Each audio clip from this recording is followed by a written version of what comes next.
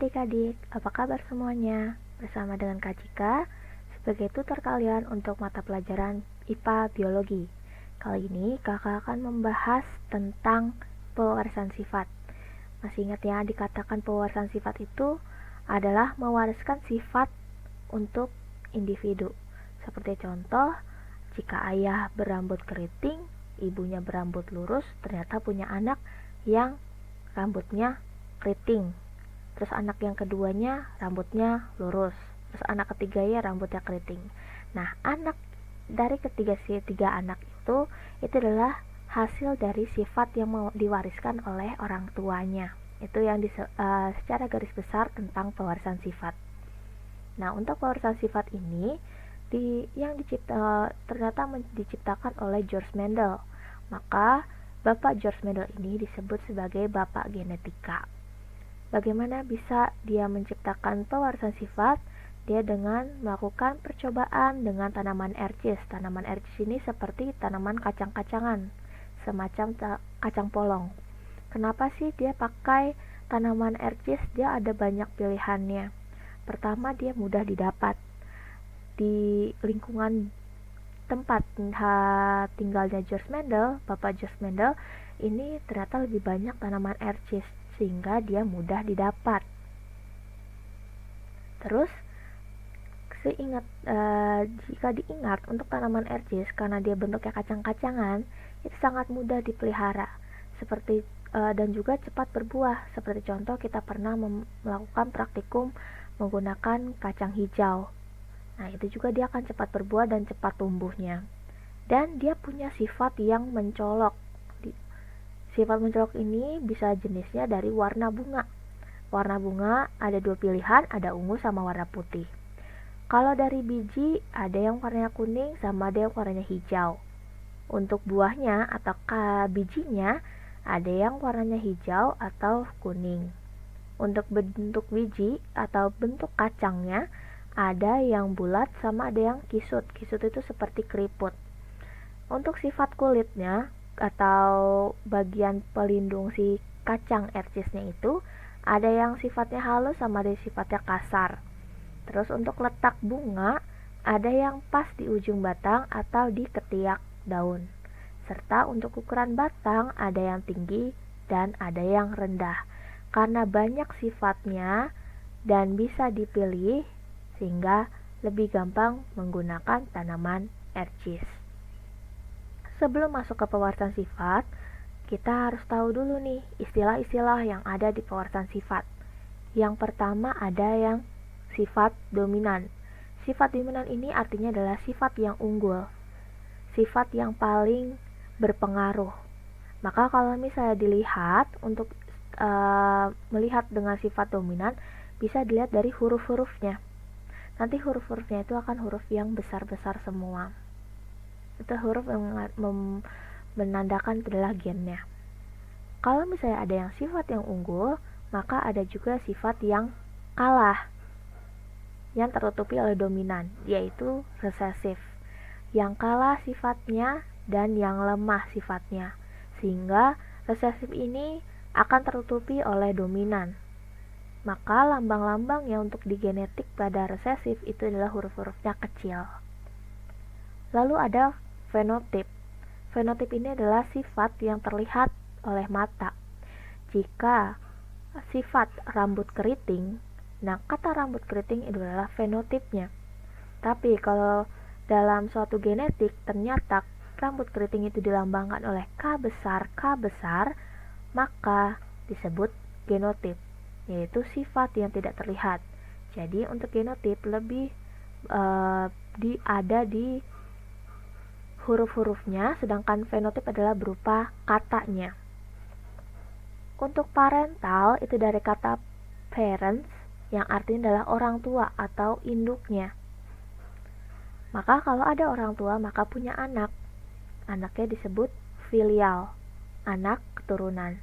Keturunan ini bisa keturunan pertama, keturunan kedua, F1, F2, F3, dan seterusnya.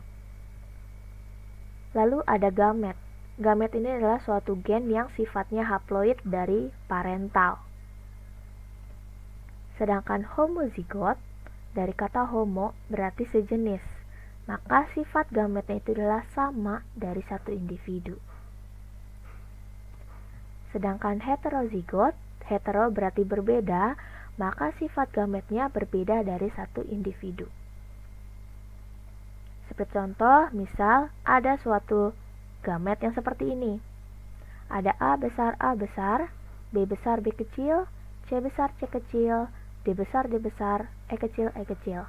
Maka untuk menentukan dominan, ingat dominan itu ada pada huruf besar semua. Berarti ada A besar, terus ada B besar saja, C besar saja, lalu D besar, D besar. Sedangkan untuk yang resesif itu ada yang B kecil, C kecil, sama E kecil, E kecil. Jadi dominan itu dilambangkan dari huruf yang besar-besar semua. Sedangkan resesif itu yang kecil-kecil semua hurufnya. Terus untuk yang homozigot, berarti kita cari yang hurufnya itu sama, baik besar maupun kecil. Kalau besar, besar semua, kalau kecil, kecil semua. Maka kita dapat homozigot itu ada yang A besar, ada yang D besar, sama E kecil, E kecil. Sedangkan untuk heterozigot, kita mencari huruf yang ada huruf besarnya dan huruf kecilnya. Maka kita dapat tulisan B besar, B kecil, C besar, dan C kecil.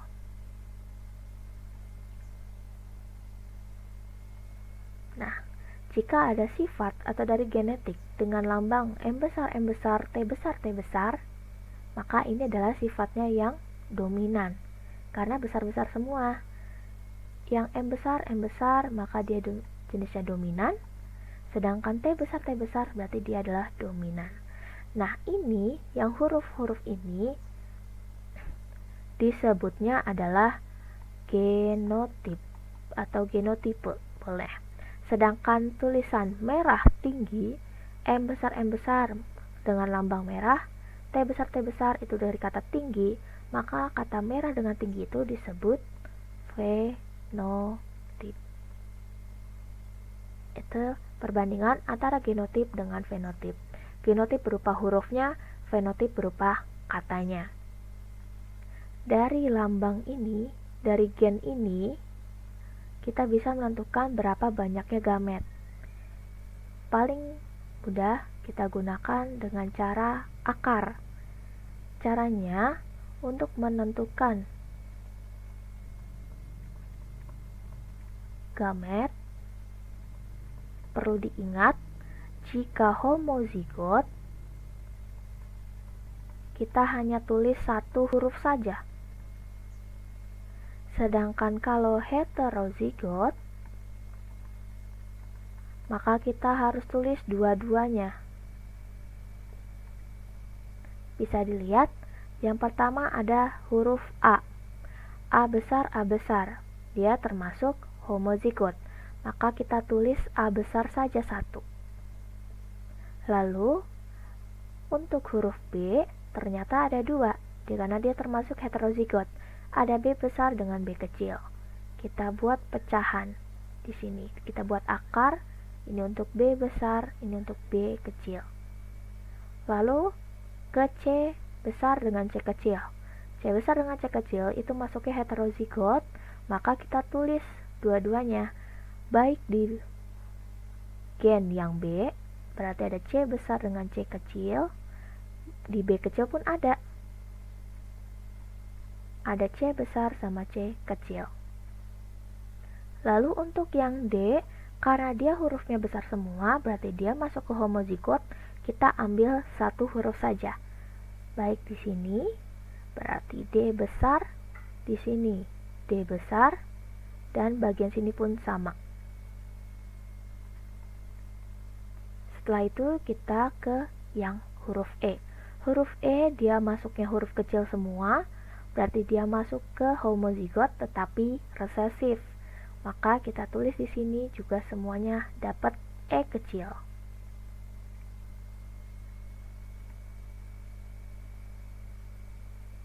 Bisa dilihat, ternyata dari seluruh gamet menghasilkan 1, 2, 3, 4 gamet yang terbentuk. Ada apa saja? Yang pertama bacanya dari sini, lalu urut sampai ke E. Berarti A besar, B besar, C besar, D besar, E kecil. Lalu yang kedua, ada A besar, B besar, C kecil, D besar, E kecil. Di sini ada A besar, B kecil, C besar, D besar, E kecil. Dan yang terakhir ada A besar, B kecil, C kecil, D besar, E kecil. Nah, ini adalah hasil dari seluruh gamet menghasilkan 4 gamet. Nah, persilangan sifat atau pewarisan sifat itu terbagi menjadi 2. Yang kita bahas adalah monohibrid. Monohibrid itu dari kata mono. Mono itu artinya satu, hibrid itu artinya persilangan. Maka monohibrid itu diartikan sebagai persilangan dengan satu sifat yang berbeda.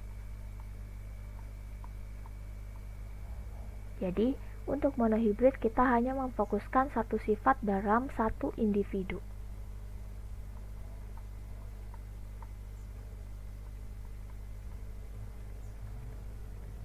Nah, monohibrid ini terbagi menjadi 2. Yang pertama ada monohibrid dominan penuh, dan yang kedua ada monohibrid intermediate.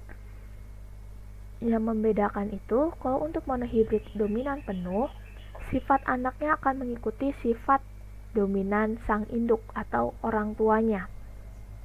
Lalu, dia tidak akan ada sifat baru.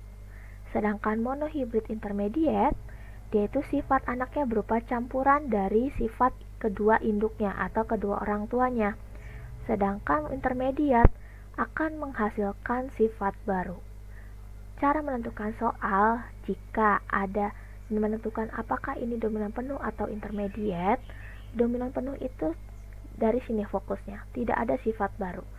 Jika di soal itu jenisnya ada banyak, bisa menentukan dari warna, dari tinggi atau pendeknya tumbuhan, terus bisa dari bentuk biji atau bentuk buah. Sedangkan monohibrid intermediate itu hanya sebatas dari sifat warna saja. Bisa dicontohkan kalau monohibrid intermediate itu hanya ada warna merah sama putih. Nanti sifat barunya akan merah muda atau bisa kita sebut pink. Nah, itu akan membentuk sifat baru. Terus ada warna putih sama hitam, maka menghasilkan warna abu-abu. Nah, ini yang disebut monohibrid intermediate. Dari sifat induknya, kedua orang tuanya akan menghasilkan sifat baru. Dan untuk setiap soal monohibrid intermediate lebih sering menggunakan warna. Sedangkan kalau dominan penuh bisa menggunakan semua sifat yang ada pada tanaman. Warna, misal contohnya ada merah sama putih, maka anaknya bisa menggunakan warna merah karena merah itu termasuk dominan.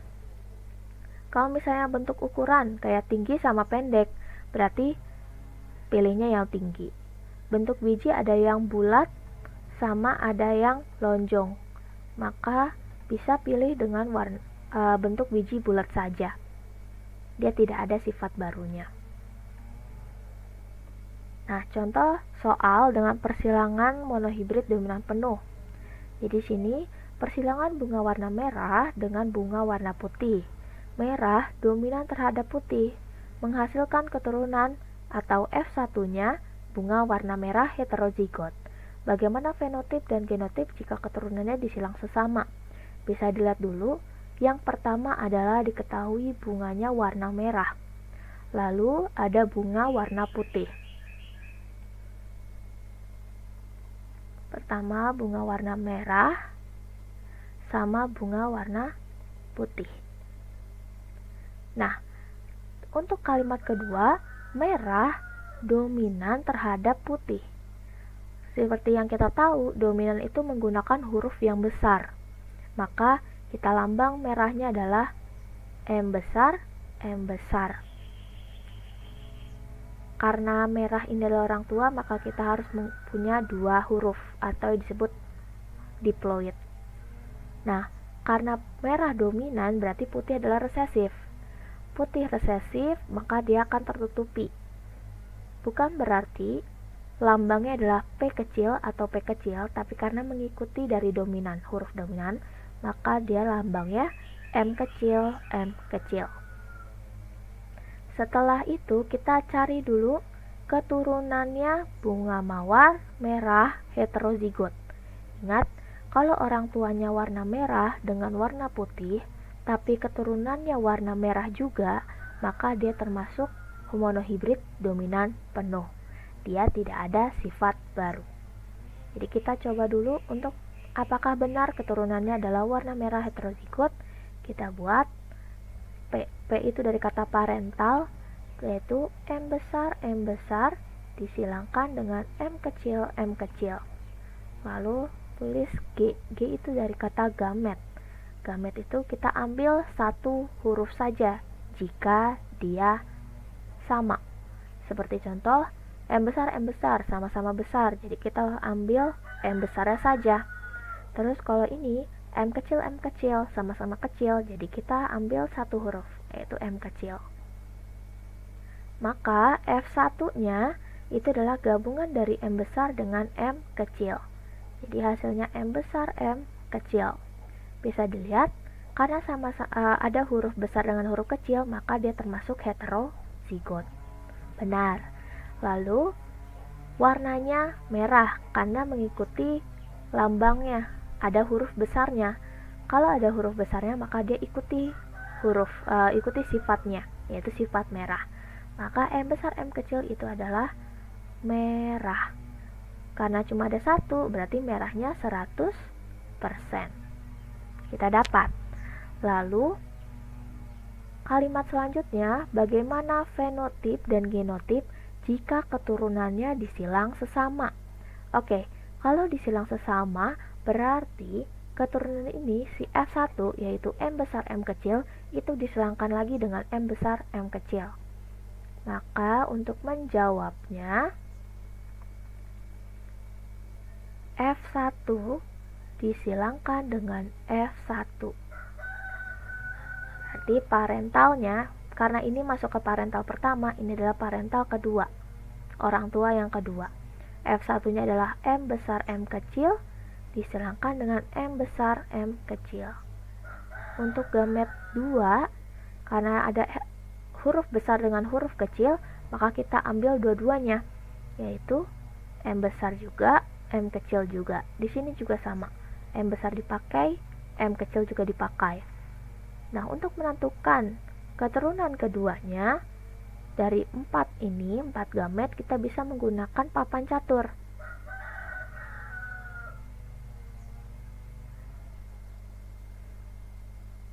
Di sini M besar, ini M kecil. Di sini M besar, ini M kecil. Lalu kita silangkan M besar dengan M besar. Nah, terus ini ke sini bisa jadi M besar, M kecil.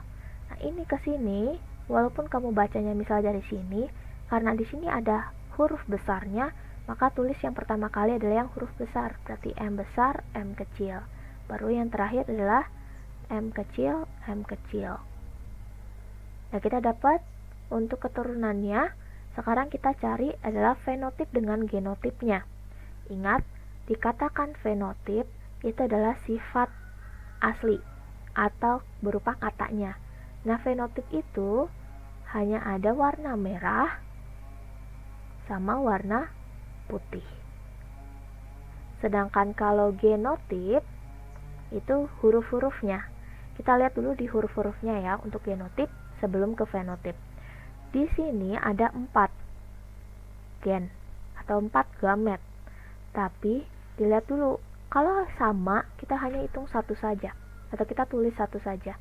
Di sini ada M besar dengan M besar. Terus M besar sama M kecil ini ada 2, kita hanya tulis 1. Dan yang terakhir adalah M kecil, M kecil. Nah, M besar cuma ada 1. Terus M besar dengan M kecil itu ada 2. Sedangkan M kecil itu ada 1. Maka kita dapat untuk rasio genotip itu 1:2:1. Untuk fenotip, karena sifatnya D dominan penuh, jadi hanya ada 2 sifat, berarti hanya merah dengan putih. Jika diingat, untuk M besar itu adalah warna merah. M besar M kecil itu juga warna merah. Maka kita jumlahkan 1 tambah 2. Maka merah kita dapat 3, putihnya dapat 1. Maka untuk rasio fenotip merah berbanding putih itu 3:1. Untuk yang persilangan monohibrid dominan penuh, secara menggunakan cara seperti ini. Tapi ini akan membunuh waktu. Kita ada cara singkatnya dengan cara trik soal. Ini akan berlaku untuk soal yang menggunakan pilihan ganda atau tidak dibutuhkan cara, jadi langsung jawab. Contohnya gini, kalau nanti ditanyanya keturunan F1, setelah keturunan F1 berarti keturunan F2, jika disilang sesama, kamu bisa ingat fenotip akan selalu berbanding 3:1. Untuk genotip itu selalu 1:2:1. Kalau F1-nya disilangkan dengan induk dominan homozigot, berarti orang tuanya yang sifatnya dominan, maka fenotipnya itu akan 100% sifat dominan, sedangkan genotip itu akan selalu 1:1. Kalau F1 disilangkan dengan induk resesif homozigot, berarti F1 disilangkan dengan orang tua, tapi yang sifatnya resesif, maka fenotipnya, baik fenotip ataupun genotip, akan 1:1. Lalu untuk ditanyakan persentase, itu tinggal rasio yang dituju per jumlah rasio dikali 100%. Kalau ditanya jumlah individu, rasio yang dituju per jumlah rasio kali hasil tanaman. Dari sini kita bisa kasih contoh ya. Nah, untuk menentukan dengan cara trik soal, yang pertama, kita lihat dulu persilangan apa dulu yang dipakai. Pertama warna merah, lalu dengan warna putih. Oke, karena ada satu sifat, maka dia termasuk monohibrid. Lalu, merah dominan terhadap putih, menghasilkan keturunan F1 bunga warna merah. Oke, karena keturunannya warnanya merah, berarti kita dapat monohibrid terpaut dominan penuh. Nah, kita udah dapat, langsung kita ingat dulu untuk trik soal yang sebelumnya. Terus, bagaimana fenotip dan genotip jika keturunannya disilang induk dominan homozigot? Jika masih ingat, kalau untuk disilangkan dengan induk dominan homozigot, langsung fenotipnya 100%, genotipnya 1:1.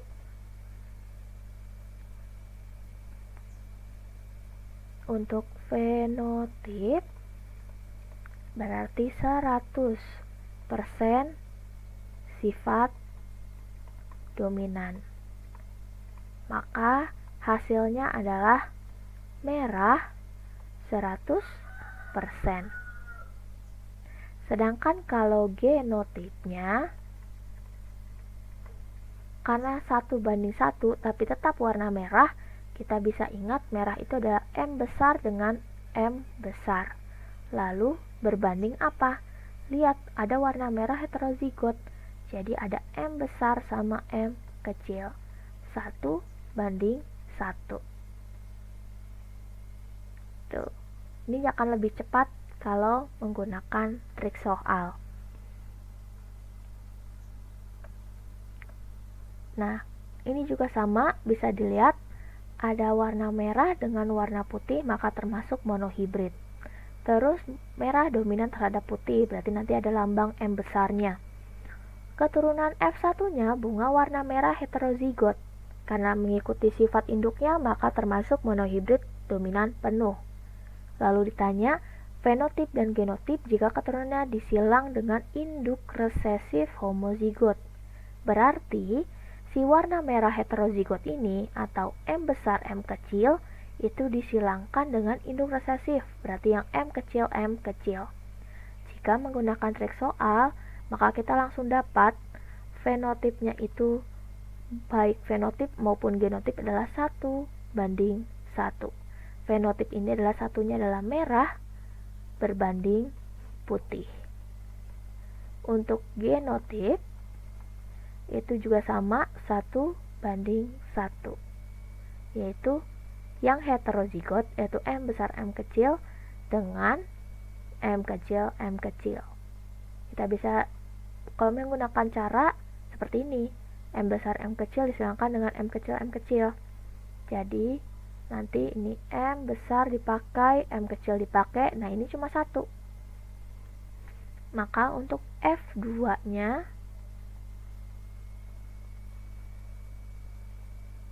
menggunakan papan catur, ini M besar, ini M kecil. Jadi ini M besar, M kecil, ini M kecil, M kecil. Hasilnya sama baik yang fenotip maupun genotip. Nah, sampai sini dulu untuk materi kali ini. Semoga materi kali ini bermanfaat dan mudah dipahami.